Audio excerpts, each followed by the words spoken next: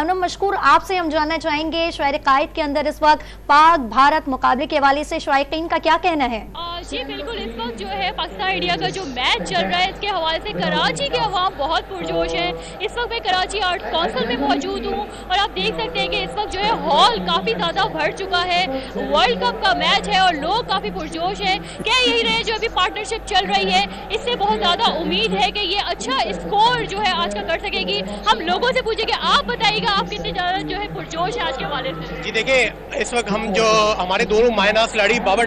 king Babar اور رضوان جو ہے اس وقت ایک بہترین اننگز کھیل رہے ہیں اور ان کی جو پارٹنرشپ ہے وہ گرو کرتی جا رہی ہے اور جو ہے وہ